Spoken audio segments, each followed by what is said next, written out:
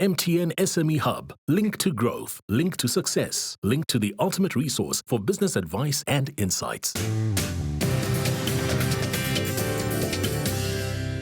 Welcome back to the Big Small Business Show. In studio with us today, we've got Rowan De Klerk. He's founder and CEO, not CFO. He's founder and CEO of CFO Centre. Now, we spoke about somebody coming in for a day or 2 days. Do you see over the years that somebody who's growing might start off with 1 day and then move to 2 days and then move to 3 days? Is that a pattern? Absolutely. So we're flexible with the client's needs, and it often does happen. You know, if you join a business that's doing 50 million, all of a sudden they had 150, you will tap up your intervention to suit the business.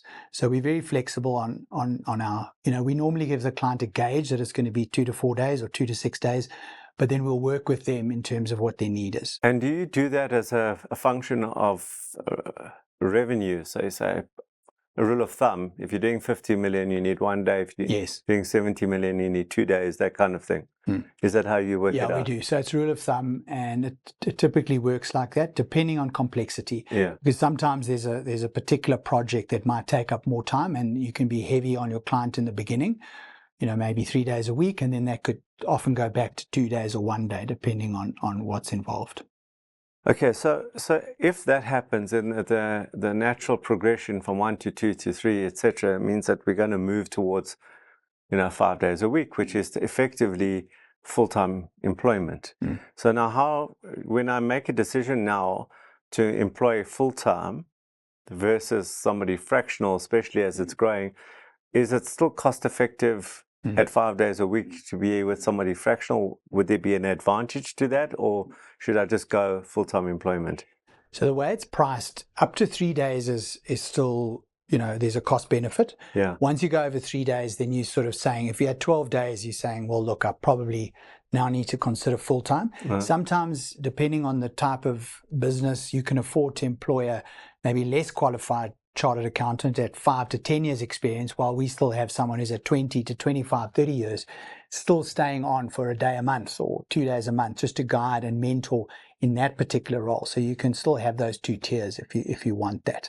But once the business gets to a certain size, then it might need a full-time. And just once again for our viewership now, where's the right place to start? What sort of revenue? Okay, so we're looking at about 20, 25 million. That's right. Sort of a 1 day a month type of intervention, maybe 2 half days, 3 half days. Yeah. And then as you go up, 50 million is probably 2 days, 3 days, depending on complexity. 100 million, you're looking at 4 days. Yeah. And then as you go up like that, 100 to 500 million is a good client that can be somewhere between 4 days and 8 days. Okay. A month? A month. A month. Okay, a month. Okay. And these fractional CFOs, what's their typical background? So the background, the best type of caliber that we look for is someone who's had, obviously their CA training.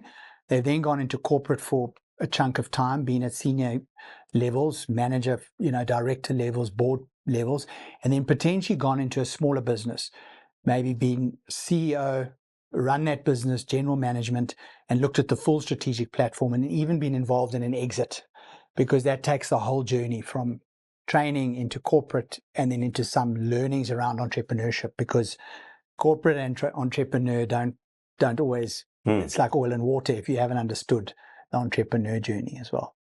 And just, I understand that you don't just work in South Africa, you've got these individuals who are working online with international organizations as well. Yes. So our group is in 18 countries around the world, but we also in South Africa have international clients, and we work virtually since COVID. The hybrid model kicked in and the virtual model. So we do both. Sometimes we have people in Cape Town working for Joburg clients or vice versa. Other times we've got people working for Africa clients in Europe, etc. So yeah, that is possible now.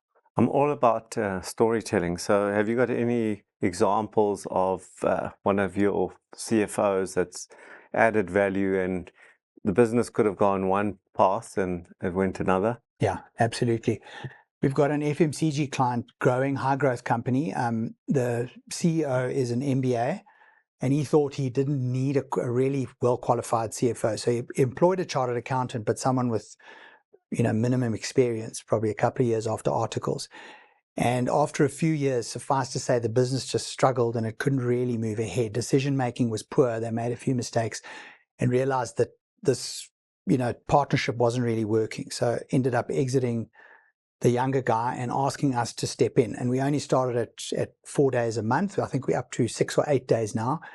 And quite a senior, 25 years plus experience guy came in. And he's just been able to add so much depth to the business in structuring the operational, commercial side of it, and also in the forward planning, because their funding model needed to be looked at because of the high growth.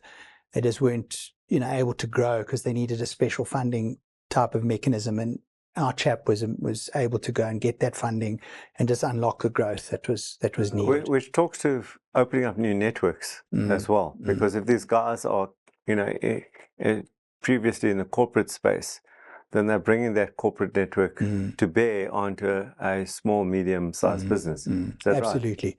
And we also have our own networks. So we refer people to lawyers, accountants, tax practitioners. We've got a network. So we would use some of our own network, and also other team members could be drawn in to help with that work.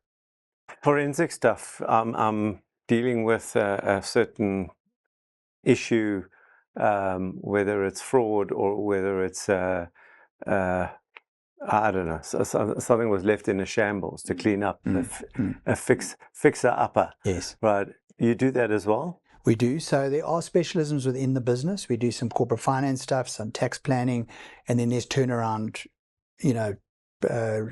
pieces of work we get as well. So we're just busy with one at the moment. And in that case, the CFO would step into the CEO's shoes. If a particular CEO, like in this case, had actually been exited and we had to step in and kind of hold the reins and run that business in the interim till they could recruit someone else. And we've successfully turned it around, and now they're ready to recruit and bring in someone else. Okay, we're going to take a break now. When we come back, we go into our third and final segment with Rowan De Klerk, who is founder and CEO of CFO Centre. Stay tuned.